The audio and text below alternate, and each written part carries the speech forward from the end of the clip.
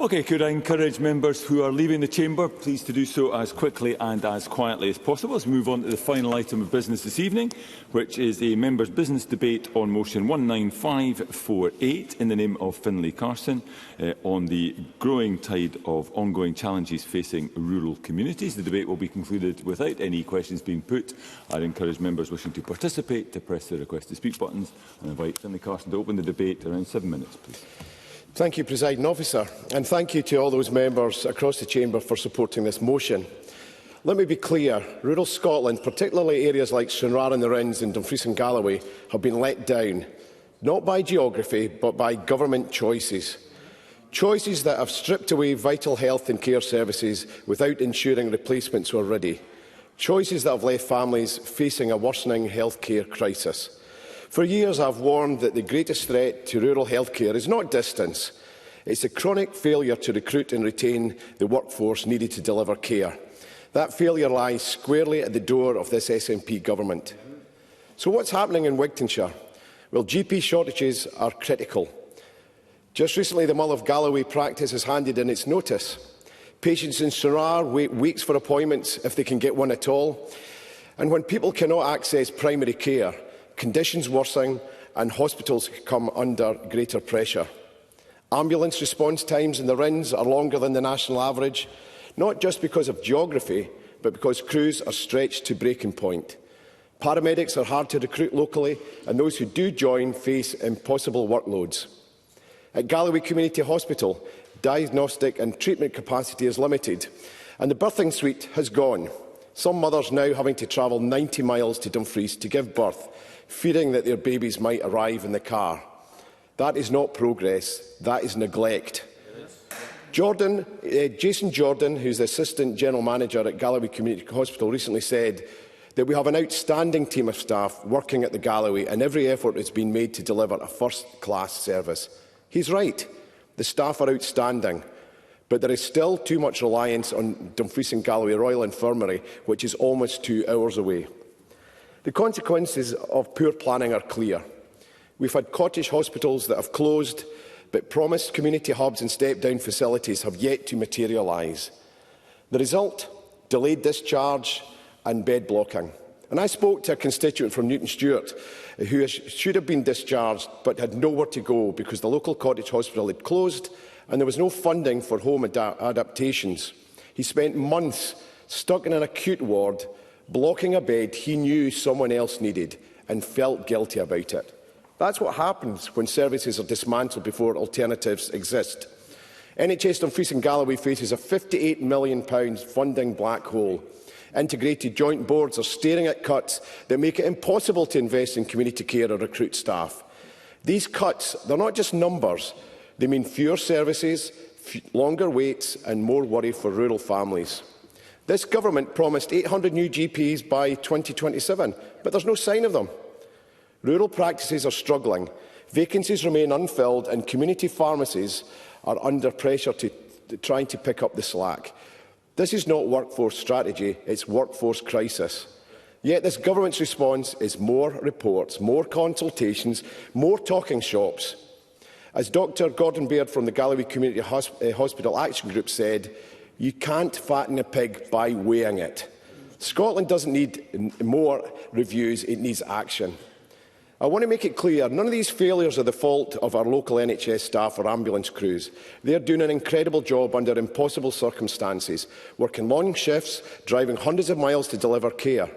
They deserve praise, respect and support, not the constant pressure caused by poor planning and underfunding. They are heroes, but heroes cannot hold up a broken system forever. So what needs to happen? Well, the motion calls for a clear funded plan to tackle rural health inequities. That means recruitment and retention incentives, including housing support, relocation packages and career development for rural posts. If we want doctors, nurses and midwives and paramedics to come to rural Scotland, we need to make it attractive and sustainable. We need to restore local capacity, ensure that no service is removed until a replacement is operational and staffed. No more dismantling maternity units, leaving women with few safe alternatives. No more closing cautious hospital beds without alternative step-down facilities. And that means investing in community beds and step-down facilities, and that would prevent delayed discharge. This is just about as much about patient dignity as freeing up acute beds. Now, I do want to acknowledge that there have been improvements to service provision at Galloway Community Hospital, driven by the wonderful staff, but we need to see evidence of expanding diagnostic and treatment capacity with the workforce to deliver it. That would restore confidence that local people can access care close to home. And we need to rural-proof planning and staffing, recruiting paramedics locally, training them locally, and ensure resources match geography to improve ambulance response times. As a Gallowaydian through and through and a rural Conservative, I and my colleagues have made a commitment. And tomorrow, voters in Sherrar and the Rins will choose a new representative. And Julie Currie, our Conservative candidate, brings NHS experience that will deliver on our Conservative commitment. Scottish Conservatives believe in fairness. Mr Carson, I would just caution against electioneering in the chamber. My apologies. Scottish Conservatives believe in fairness. Where you live should never determine the quality of care you receive. And that's why we're calling for a rural health guarantee, equal access to essential services for every patient, regardless of postcode, a workforce action plan that incentivises recruitment and trains staff in rural areas, not just empty promises, investment in community-based care, because care closer to home or in the home is better for patients and better for the NHS. Presiding Officer, this government has had years to fix this. Instead, rural communities have been treated as an afterthought. They pay the same taxes as everyone else. They deserve the same standard of care. Yet right now, they're being asked to accept less access, less choice and less safety. Equality versus equity. Well, rural communities are not asking for equality. They are demanding equity. Equality assumes that giving everyone the same resource will produce the same outcome. But this ignores the unique challenges faced by rural areas, such as long travel times, limited workforce and smaller hospitals.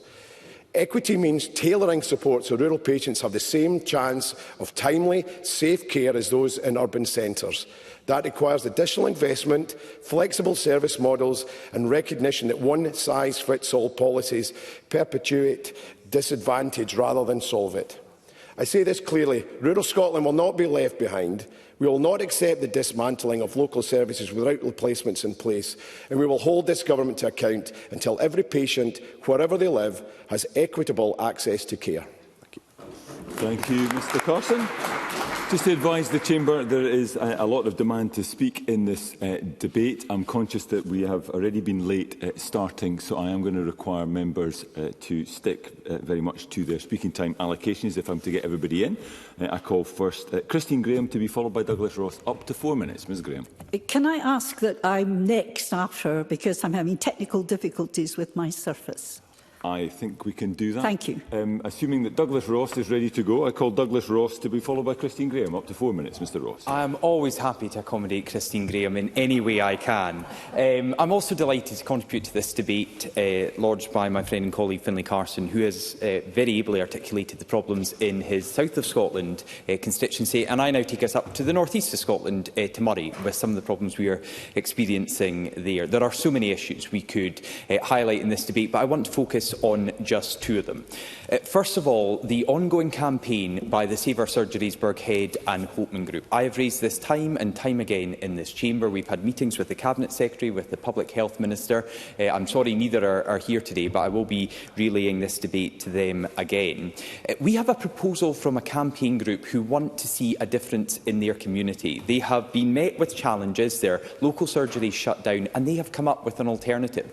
But they continue to come up with up against obstacles from the Scottish Government, from Murray Health and Social Care Partnership and others. There is a proposal from this group sitting with the Scottish Government at the moment, but they have had no response from the Scottish Government. So I would urge the Minister, after this debate, if she could go back to her officials in the Health Department to get a response for Save Our Surgeries Burghead and Hopeman. I've tried the same with the new Chief Executive of NHS Grampian. I raised the plight and the campaign of Save Our Surgeries Group with the new Chief Executive when I met met with her a couple of months ago, and I'm still waiting for a response from NHS Grampian for this group. So I would urge the Minister and NHS Grampian to constructively engage with SOS, Burghead and Hopeman, because they have plans that can improve local health care. These are innovative plans, something that could make a real difference to these two communities, and I hope they're taken seriously. The second part of my contribution, I want to focus. I'll give way to Craig Hoy. Craig Hoy. As ever, Mr Ross is speaking up for his rural constituents. What do you think viewers of this debate tonight should read into the fact that not one single SNP member supported the motion that brought this debate to the Chamber? And what would you read into the very, very sparsely attended SNP and Labour benches tonight, Mr Ross? Always through the chair, Mr Hoy. Douglas Ross. I do think it is very disappointing. I'll listen closely to the SNP speeches when we hear them, but we have members' business to try and get cross-party support, and sometimes we don't always agree with every word in a motion. But I supported SNP motions to allow it to be debated. Now, I'm grateful that Finlay Carson was able to get support to have this important topic debated in the Chamber. But I think people will look around and see the vast number of empty seats in the middle and across that side of the Chamber and wonder why these MSPs are not here today raising local constituency concerns on healthcare issues. But in my final minute now, I do want to relay a case that I've already articulated to the Cabinet Secretary. I've provided him with further information, but it highlights what we are facing in Murray. It was a father and husband who had a heart attack. The heart attack happened on Saturday, the 1st of November. He stayed in Dr Gray's A&E department for 4 days in completely inappropriate conditions where he was based. He was transferred to ARI on the 6th of November, so Thursday the 6th of November. He was told he needed an angiogram, but this Scottish Government have told NHS Grampian that they will not pay for angiograms to be performed at the weekend. I really want to know why. Why, in one of the biggest health boards in Scotland, are we not performing this important procedure at the weekend? So he had to wait until the following Monday. He got his angiogram and then was released on Tuesday, the 11th of November, so well over a week later. Why was that treatment and vital test delayed? And why was he then forced to find his own way home from Aberdeen to Murray? This family have put forward a very sensible solution that we look to have a shuttle bus between ARI in Aberdeen and Dr Gray's, or back to Murray, so people can use that type of facility to get to and from these two medical centres, not having to rely on the goodwill of friends and family. And I think that would make a real difference if the Minister could take that forward as well. Thank you, Presiding Officer. Thank you, Mr Ross. I'm not getting an indication from Ms Graham that she's ready just yet, so I'm going to call Craig Hoy and then possibly come back to Christine Graham after that. Thank you, Deputy Presiding Officer. Firstly, I'd like to thank Finlay Carson for bringing this important debate to the Chamber. Today we are talking about one overarching issue, the SNP's neglect of rural Scotland. A neglect not based on geography, a neglect not based on history, a neglect not based on economics. It is a neglect based on one thing only: constitutional politics, because the SNP for years have systematically and cynically neglected the rural parts of Scotland that do not support independence. Areas such as Dumfries and Galloway, the Scottish Borders and Aberdeenshire, areas which have been forgotten about by a government that values independence supporting Central Belt areas and communities more than it values the communities that I represent. And the numbers, Deputy Presiding Officer, speak for themselves. In March, Dumfries and Galloway councillors were forced to find £30 million in savings over 3 years, blaming what they described as an unprecedented funding gap.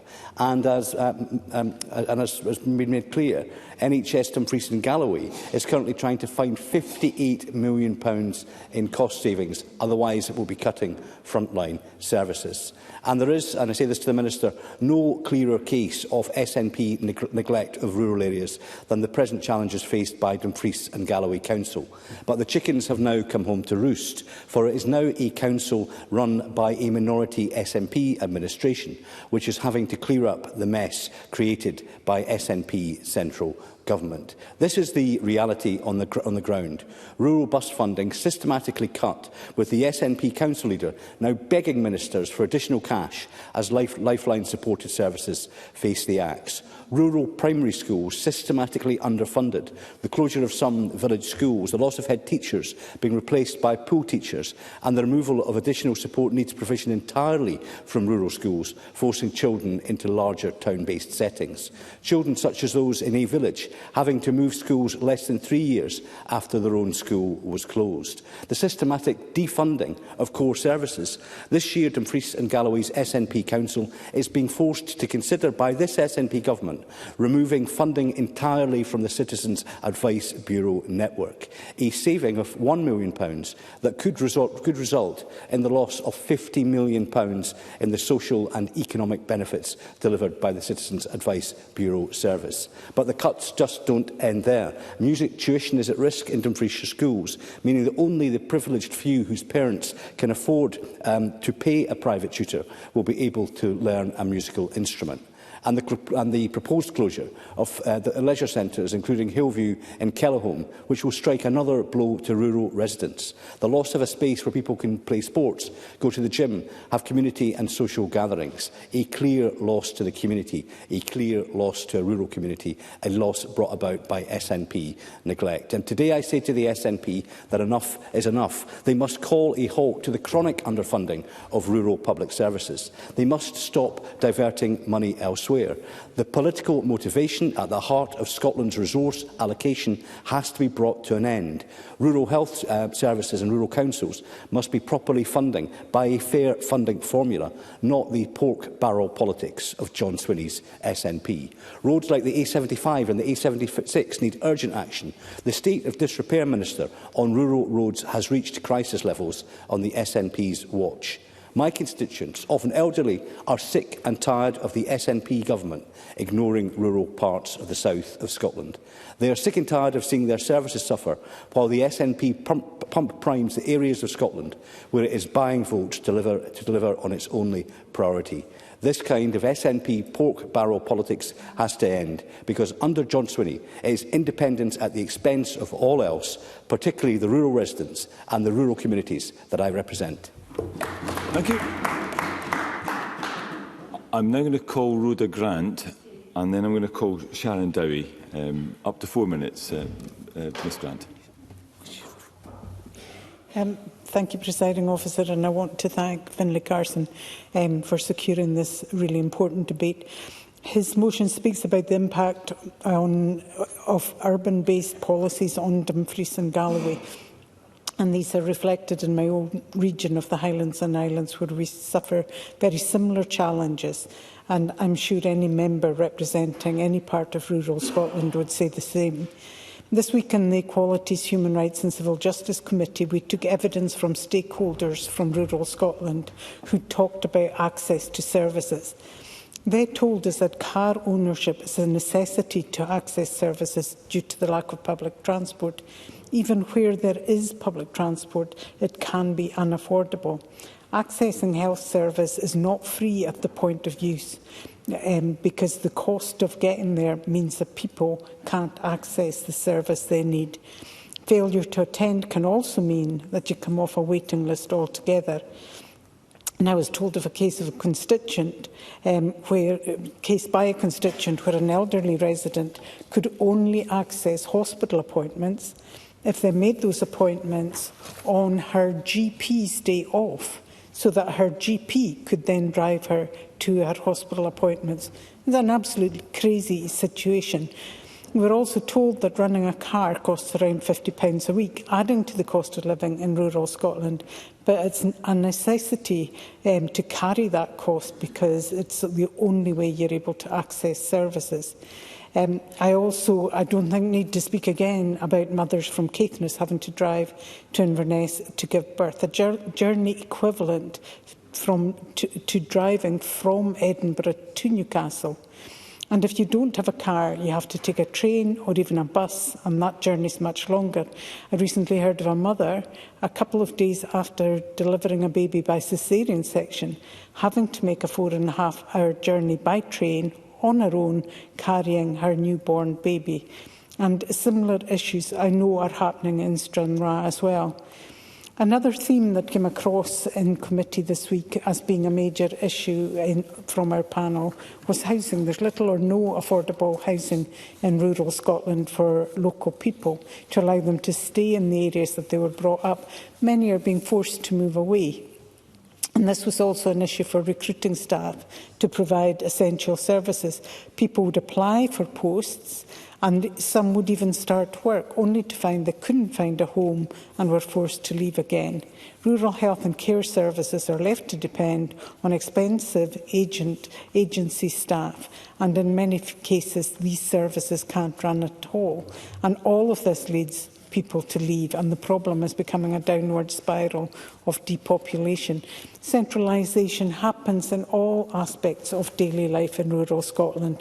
We saw it with the centralisation of police and fire services, who have since retreated from these areas. Police stations have closed, and retained fire stations are not staffed to a level that allows them to access go to an emergency. Presiding officer, these are issues replicated throughout all of rural Scotland, and we need to find solutions and provide people in my region and in Dumfries and Galloway, and indeed elsewhere in rural Scotland, with equitable access to services.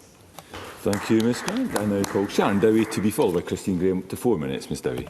Thank you, Presiding Officer. Presiding Officer, the challenges laid out by my colleague Finlay Carson are moving, troubling and illustrative of an area which faces a number of problems through no fault of its own. But these will also be painfully familiar to people in other parts of rural Scotland. Further north in Ayrshire, we can empathise with all of these issues, and I'm sure colleagues across the chamber who represent other areas of the country will say the same. The bottom line is this: small towns and villages have been neglected by the SNP government, and this has been the case now for almost 2 decades. Few cases sum up the issue better than the fate of Carrickglen National Treatment Centre, a project that was supposed to significantly upgrade the level of care for patients across Ayrshire and Arm. It would also provide staff with a far better environment in which to work. Yet 2 years ago, it was decided to hit pause in the scheme, even though around £5 million has now been spent on it. Now it sits lifeless, contributing nothing, and yet sucking out millions of pounds which could have been invested elsewhere. What would have been better was for the Scottish Government to come good on its pledge to complete the project, and by now it would be up and running and serving the local community well. But the problems in Ayrshire and Arran go much further than that. The organisation is tens of millions of pounds in debt and needs huge loans simply to break even. Scotland's public sector watchdog said the challenges facing NHS Ayrshire and Arran were, and I quote, unprecedented, and that there didn't seem to be any plan to get out of it. The Scottish Government needs to ask itself how things have got this bad. They are not the only health board, and indeed not the only public sector organisation facing dire financial challenges, as Rhoda Grant has just mentioned.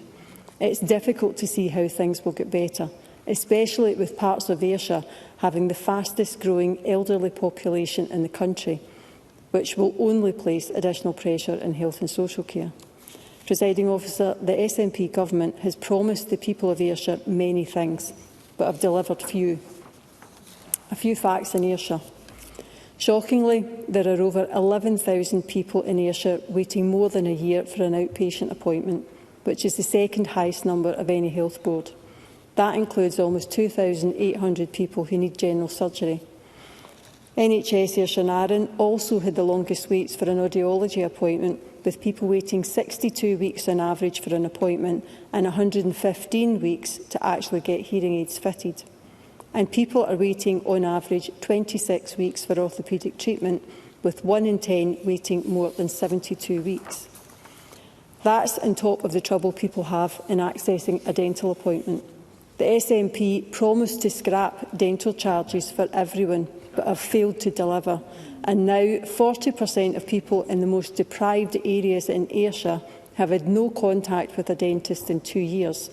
And 1 in 4 primary 7 pupils are suffering from tooth decay.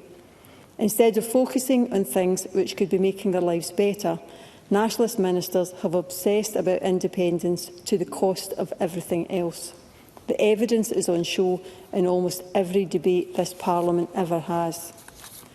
Rural Scotland may be more remote and happen to be based in less accessible places, but it is a vital part of the country and deserves as much attention as everywhere else. I fully support the motion tabled by Finlay Carson And I hope that those SNP members who have turned up today take the messages from this debate back to their government ministers, whose time for acting is fast running out. Thank you. Thank you. I now call Christine Graham to be followed by Tim Eagle, up to 4 minutes. Ms. Graham. I thank you, Deputy Presiding Officer, for allowing me to resolve these technical issues, and so far so good, but it's early days. I congratulate the member on securing this debate and agree with him on these points. There are huge pressures on the NHS at all levels across Scotland, with specific challenges in delivery in rural areas. Additionally, COVID still has a residual impact on health and social care, and the demographics, the increasing number of elderly people, and one myself being 81, require more health care. The Borders has an ageing population, with the 5th highest proportion of people aged 65 and over in Scotland, and a declining birth rate. If you add that declining birth rate to young people leaving for town and city, and older people retiring to the scenic Borders, that ageing demographic can only increase. More demand, therefore, on health and social services. Now, that's the background, but NHS Borders is using innovative processes to tackle these demands.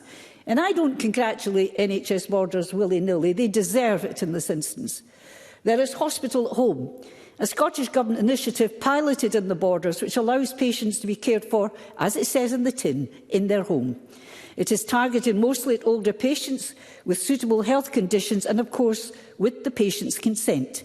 It has an overall 90% plus satisfaction rating. We know that people prefer to be at home, if suitable, and that recovery is accelerated and a sense of well-being increases substantially. No wonder who wouldn't prefer to be treated, supported at home by professionals, family and friends in familiar surroundings, reunited with the cat and bargain hunt while lounging on the sofa. Because of its success, the Regent's Health Board has been allocated £600,000 from a £3.6 million pot from the Government. So not only is recovery better, hospital beds are freed up, as is staff time.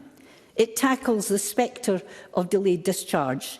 The virtual ward model monitors patients in their house with regular clinical follow-up and access to specialist advice. Indeed, more than 14,000 older patients used the service across Scotland in 2023-24. And a new report from Healthcare Improvement Scotland estimated that 14.9 million was saved in, quotes, traditional hospital admission costs, close quotes, with a further estimated 36.3 million saved in post-hospital care due to a reduction in readmissions. Over 50 million. In Borders, Hospital at Home is currently limited to central Borders, but I have proposed to the Cabinet Secretary that it be extended using community hospitals such as Hay Lodge and Peebles, to where some patients already are currently discharged, if suitable, often as an interim from the Borders General before returning home. With Hospital at Home, some could go straight home, again freeing up beds and staff, this time in Hay Lodge. For completeness, the issue of accessing GP practices is, as members know, more complex. Most are private practices, businesses, contracted to the NHS to provide certain services. They are not employees of the NHS. That is why there is such a divergence on how, for example, you simply can make an appointment. But I conclude where I began, broadly congratulating NHS Borders on modernising delivery, which actually includes liaising with housing associations, reserving key workers' houses. And of course, key workers includes staff in the health service. That has indeed encouraged recruitment to the Scottish Borders. These are all measures tackling delivery of healthcare across this extensive rural area, and I commend NHS Borders and them to the Chamber, and do hope that this can be replicated, for example, in my old hunting ground in Fries and Galloway. Thank you. Thank you. I now call Tim Eagle to be followed by Brian Whittle, up to 4 minutes. Mr. Eagle. Well, thank you, Presiding Officer. And I do thank the member for bringing this members' debate. I think this is actually a really important debate. In some ways, though, I'm a little bit shocked because I had a speech prepared, and I'm not going to go through the speech. I'm going to speak for less time, because what shocks me, and I'm the spokesperson for my party for rural, is that we're all having exactly the same problem.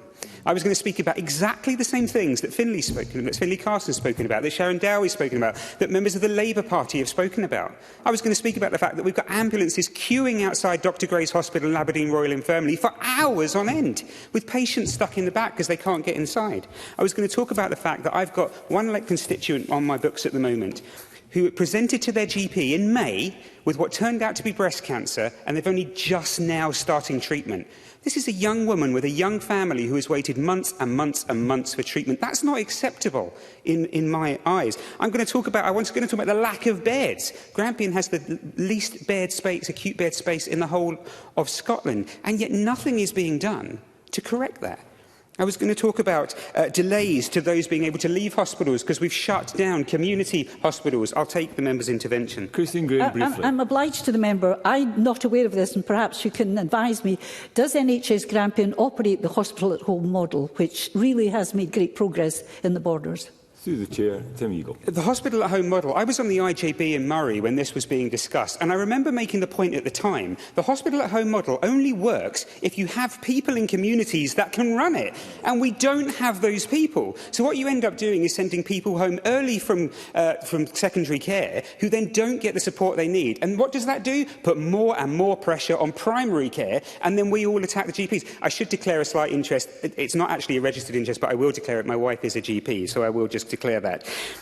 There is heartbreaking real-life consequences to what we are facing out in rural Scotland at the moment in terms of healthcare. It simply isn't good enough. And I can't carry on coming into this chamber making the same arguments over and over again and getting no answers from the government. There's 5 of them here today. Now, I'm not attacking those that are in the room, but this is more than a member's business. This is a really serious, life-altering impact of what's going on in rural Scotland at the moment, and it must change, and that's my message. Thank you, Mr Eagle. I now call Brian Whittle to be followed by Carol Mochan. Up to 4 minutes. Mr Whittle. Thank you very much, Deputy Presiding Officer. And can I thank my friend and colleague Finn Carson for bringing this debate to the Chamber. And I've been listening to it intently. I didn't really have a speech mapped out. I thought I would listen to what everybody had to say. But I will read out an issue that happened with one of my constituents, which I think highlights exactly what we're talking about here. I have an elderly South of Scotland constituent who approached me after a change in policy within rural Lanarkshire. He must get a vitamin B injection every 12 weeks. Previously, this was done at his local GP surgery, a 10-minute walk away. Following the changes, my constituent, who's on the NHS waiting list for a double knee replacement, which of course affects his mobility, must now make an appointment with a GP to get their prescription, take the prescription to the pharmacy, then phone his closest community treatment and care service for the injection, which is in Lark Hall, to make the appointment, then take a 3-hour round-trip journey on a bus that he reports doesn't run on the timetable. So what used to take a single appointment at a constituent's GP now takes the constituent days.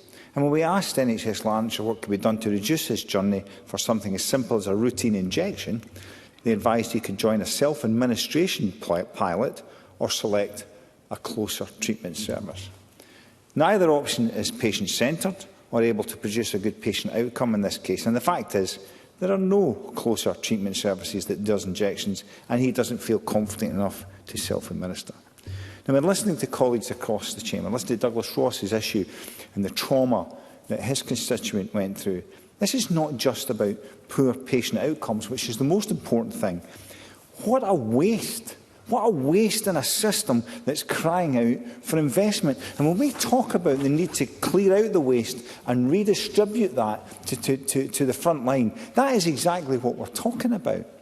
Now, I've been looking at, what do we mean by health? What do we mean by health care?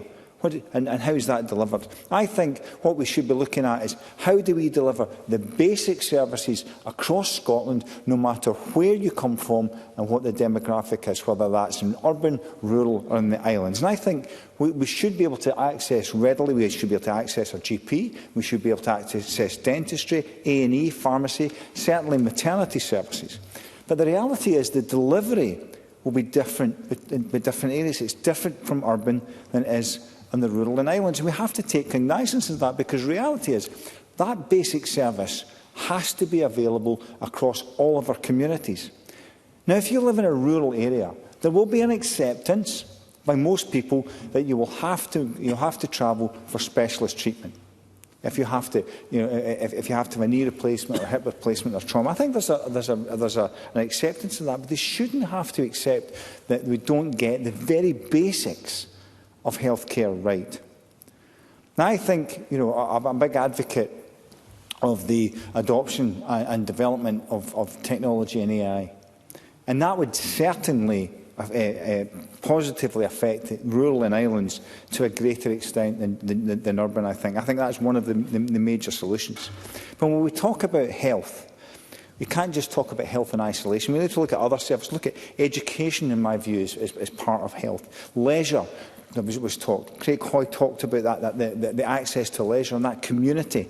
And that in many ways, the issues that have a problem in health are the same issues that are across these services as well.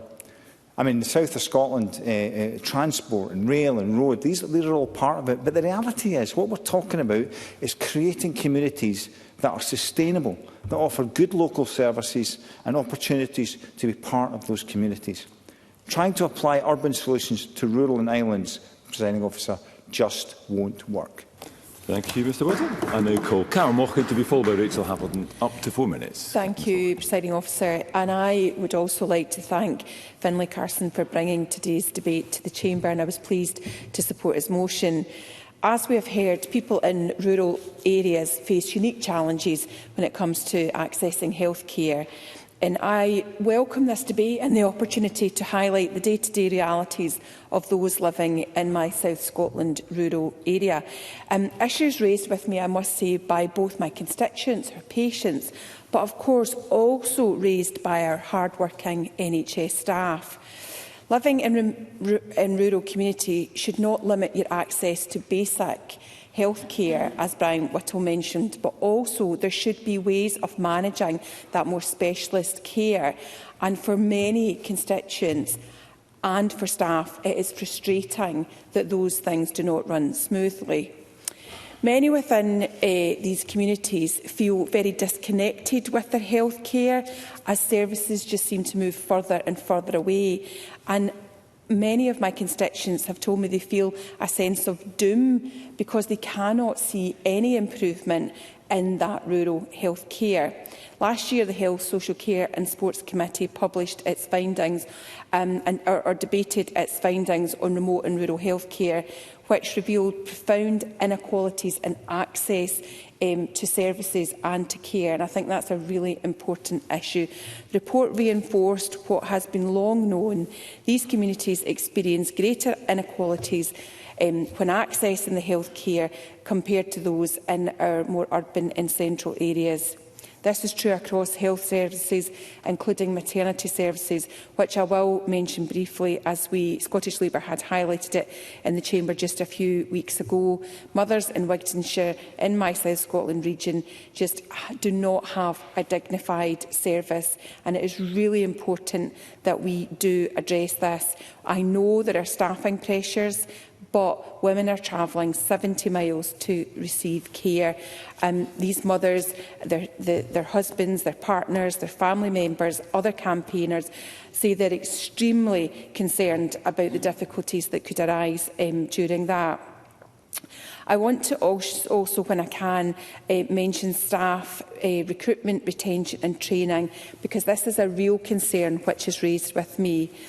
I have asked the Government a number of times before about its plans to expand the apprenticeship type model of healthcare workers, as recommended in the Nursing and Midwifery Task Force recommendations, allowing people to learn, train and work in their local area, particularly those in rural areas.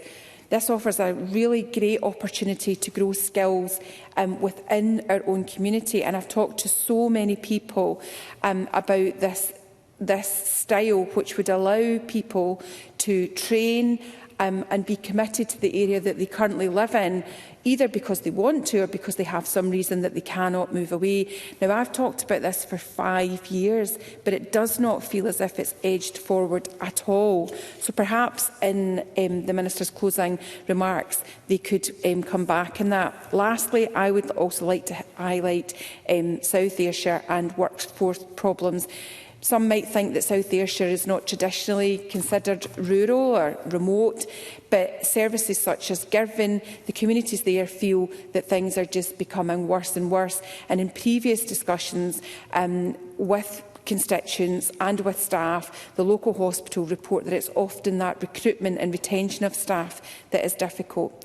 The challenges discussed are real for people and for staff. So while the government point to ongoing work, I think the reality is that communities need action. They need real, tangible changes for them and their families. And what communities need now is delivery, and we'd like to hear more about delivery of this. Thank you, Presiding Officer. Thank you, Ms Mockham. We now come to the final speaker in the open debate, Rachel Hamilton. Up to 4 minutes, Ms Hamilton. Thank you, Presiding Officer. My colleague, Finlay Carson, is absolutely spot on, and thank him for bringing this debate forward. Under the SNP, taxpayers are paying more and getting less. Last year, community hospitals in the Borders faced a challenge with NHS Borders proposing the closure of 92 beds across Kelso, Duns, Hoyk in my constituency and in the neighbouring constituency in Peebles. My constituents are aware that it is very difficult to deliver healthcare in rural areas, and the potential bed closures sparked huge concern, with nearly 4,000 people signing a petition to protect the community hospitals. I admit a review is underway, but NHS Borders face significant financial challenge. Last year, their opening deficit was £28.1 million. Leading to potential cost savings in frontline services. They are impacted right across the board, and furthermore, delayed discharges in the Borders are already amongst the worst in Scotland. I believe that the Scottish Government should and does have a duty to ensure sustainable access to vital treatment options provided by community hospitals, especially in rural areas, because it does plug those gaps. Rural inequalities don't stop there. In the Borders, the average waiting time for a laparoscopy procedure relating to endometriosis in the NHS Borders is 53 days. The longest wait time is 126 days, if it's brief. Christine Graham, briefly. Certainly will be, and I hope you will agree, the member will agree with me about this. The demographics in the Borders are extremely challenging, with an increasing elderly population requiring living even longer and requiring even more healthcare and more social care. And I think that's a huge issue in areas like the Borders. Well, Christine Graham has made my point for me, because we shouldn't have to have an inequality just because of a geographical difference between urban communities and rural communities. The government should be supporting rural communities because of that. I recently met with Jenny Minto, the Public Health Minister, for an update on the much-lauded Women's Health Plan. The Scottish Government said that they would bring endometriosis waiting times down to less than 12 months by the end of this Parliament. Have they done that? No. People are still waiting 8.5 years. If you had symptoms that started today, you would not get a diagnosis until 2034. I shared with the Minister the traumatic story of my constituent, Samantha Hogg, who said she'd been waiting for a diagnosis since she was 12. She's now 25. She was also scared about the damage the wait was causing. She was told she'd have to wait 2 years for a laparoscopy procedure at the BGH and was in so much pain she went private. It doesn't stop there. Concerns have been raised in the Borders about diagnosis for ADHD and autism, and whether the Health Board still provides those services. In a recent case covered by the Border Telegraph, an anonymous patient's doctor said, "You are clearly ADHD, you meet the criteria, but the Borders have withdrawn their adult services and no longer will diagnose or provide services for ADHD or ASD, so you'll need to go private." There's a pattern here. I could go on. I don't have much time. But I do believe that rural health boards must be supported and recognised for the rurality that my constituents live in. I would ask the SNP that they consider their resource allocation formula is inadequate and insufficient. The Scottish Government is not on track to recruit 800 GPs by 2027, and the over-reliance on locums and outsourced workforce is costing millions. It is evident that rural communities are being left behind. They're used as a dumping ground for renewables, with the SNP overturning 99.9% of appeals, leaving communities completely ignored. Rural crime is up, with essential machinery and equipment being stolen because the government failed to replicate Westminster legislation. Bus funding has been cut, leaving villages like Swinton and Leetham unable to access key services. Banks have withdrawn from high streets. Post offices have closed, with the likes of St Abbs without even a post box. Broadband is patchy, creating a digital divide. I will just close, Presiding Officer. Let's think about the physical and mental impact of what is happening in rural areas. Only the Scottish Conservatives will stand up for rural areas. Thank you. I now call on Marie Todd to wind up the debate. Minister, around 7 minutes, please. Many thanks, Presiding Officer, and thank you to Finlay Carson for bringing this important debate to the Chamber and for all members' contributions. There's a number of contributions I wish to respond to specifically towards the end of this, my contribution, and I'm going to try and pick up on some of the issues as I go. The motion rightly challenges, and I represent a rural area, as you'll be aware, representing Caithness, Sutherland and Ross. The motion rightly highlights the challenges faced by rural communities, including those in Stranraer, Wigtownshire and across Dumfries and Galloway, in accessing timely and high-quality healthcare. The 25-26 budget commits a record £21.7 billion to health and social care, including £139 million for rural infrastructure. That funding will improve primary care access, expand diagnostics at Galloway Community Hospital and boost GP recruitment and retention. In addition, we've announced the largest ever investment in GP services, £531 million over 3 years to stabilise practices and strengthen access in rural areas. Our GP Action Plan includes measures to strengthen recruitment and retention in rural and island areas, such as the Rural Fellowship, reviewing the Golden Hello scheme to ensure the right incentives for harder-to-fill posts, and refreshing the GP Retain and Sustain scheme, which opened to new entrants in August 2025. We've expanded multidisciplinary teams in general practice, with over 5,000 whole-time equivalent staff now working in services such as physiotherapy, pharmacy and phlebotomy as at March 25. We're also working with areas like Borders and Shetland to model the best practice for these teams. On maternity services, we expect all NHS boards to deliver care as close to home as possible, whilst ensuring safety for mother and baby. On the 29th of October, we launched the Scottish Ministerial Maternity and Neonatal Task Force, chaired by the Minister for Public Health and Women's Health. Its role is to provide national leadership, set the scope for a comprehensive review and act on lessons from Healthcare Improvement Scotland's inspections. Now, crucially, it will examine rural provision, including in Caithness in my own constituency and in Stranraer. Now, I know this is important for rural communities myself. The Cabinet Secretary met service leaders and local groups in Stranraer last month, and my colleague Jenny Minto, who is the Minister for Women's Health, visited Caithness in July. In all of these areas, boards have increased local services. Certainly. Finlay Carson, briefly. Thank the Minister giving way. I appreciate the Minister and our colleagues have met groups across rural Scotland, but nothing has changed. There is still no maternity birthing suite in Stranraer, despite independent professionals suggesting a midwife-led birthing suite was the way forward. This has got to do with a lack of midwives. There is a desire to have births as close as home as possible, but your government is simply not delivering that. Through the Chair, Minister. So I recognise the challenges that the local health board are facing in terms of their recruitment for midwifery. There is availability of home births supported by a midwife at home. home, and there has also been a step forward in terms of increasing local services like scanning and antenatal care, which reduces the need for long journeys during pregnancy. That is welcome progress. We're also implementing our Best Start recommendations, the continuity of carer, the community hubs and the greater use of Near Me for remoter consultations. So I think it's unfair to characterise it as no progress. Where families must travel for specialist or neonatal paediatric care, our Young Patients Family Fund helps to cover food, travel and accommodation costs. Looking ahead, the Service Renewal Framework sets out a long-term reform agenda. One major change is improving access to services and treatments in the community, including planning for the unique needs of rural and island communities.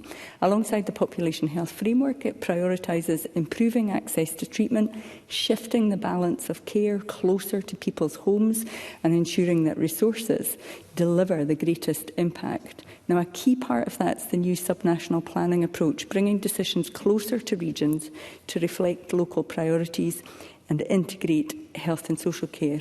That will deliver consistent core services nationwide so everyone receives high-quality care, flexibility for remote and rural needs, fair resource allocation that accounts for geography, workforce and transport, not just population size. And these approaches already embed equity of access as a core principle.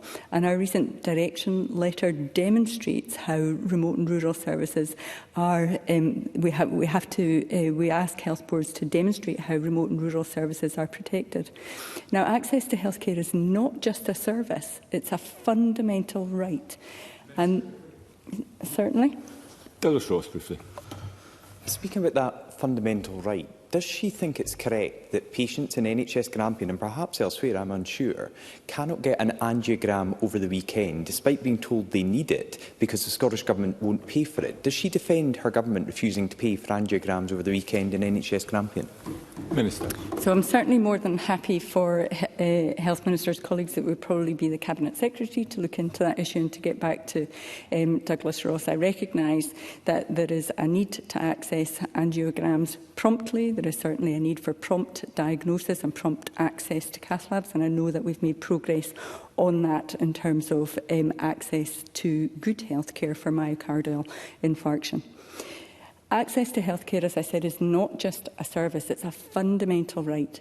But the Scottish Human Rights Commission has shown that rural communities do still face systemic barriers, and that's why our reforms put human rights absolutely at the heart of health policy, embedding the panel principles, participation, accountability, non-discrimination, empowerment and legality, and aligning with the forthcoming Human Rights Bill to guarantee fairness for every citizen, wherever they live. We'll continue to expand diagnostic and treatment capacity at Galloway Hospital and other hubs. I'm actually quite short of time. I can give you the time back. Okay, if you, that's fine. Douglas Lumsden, briefly. Yeah, I thank the Minister for taking the intervention. When we talk about fairness, last week my dad went from Aberdeen all the way down to Glasgow, the Queen Elizabeth, or whatever it's called, the National Treatment Centre, because he requires a cataract operation. So he travelled for 5 hours down there, had spent 15 minutes just in an initial consultation, and then spent another 5 hours back. Where's the equality in that? Minister, and give you the time back. So we do need to, I think it was Brian Whittle who talked about increasing digital access to healthcare, and it sounds to me like if there was no need to put their hands onto him, that should have been a near-me consultation rather than a 10-hour round trip. And those are issues that we face all over Scotland. There is no doubt, though, that the National Treatment Centre programme is delivering for everyone in Scotland. The National Treatment Centre up in the Highlands is delivering beyond what was expected, and people are saying to me just how amazing the experience is. Christine Graham, briefly. Yes, there's a model in the Borders called What's Near Me, who would in fact have dealt with Douglas Lumsden. Ms Graham, can we have your microphone? I think it may be tucked away. Well, everything's on. It would have dealt with a very serious issue raised by Douglas Lumsden, where you can have a video call with your allocated consultant over an issue and you wouldn't have had to travel such a journey just for a consultation, and that is operational in the Borders using videos. Minister. Certainly, I'm very proud of the Near Me technology, which is now used all over the UK and in Ireland. Came into its own in the pandemic. It was developed up in Caithness, in my constituency, because of the challenge of travelling down to the hospital, and it is now well used all over the UK and could do with being used more, in fact. So we're continuing to expand diagnostic and treatment capacity at Galloway Community Hospital and other hubs. We're improving ambulance response times by reducing hospital delays, enhancing triage, increasing safe treatment at home or in community settings. And there's been an increased provision of community beds and step-down facilities to reduce delayed discharge. Dumfries and Gallery's Home First work is a great example of shifting care into local settings, as is the investment in hospital at home around the country, flow navigation centres, and as we've mentioned, Near Me, and work with communities to co-design centres that services that reflect local needs is vitally important. I've got a number of issues to cover before I finish. I'm not sure I can give an awful lot more apologies. I've taken a good number of interventions. Just let me wrap up with some of the specific points that were raised during the debate. Douglas Ross, more than happy to chase that response for Save Our Surgeries. Sharon Dowie raised some issues on audiology.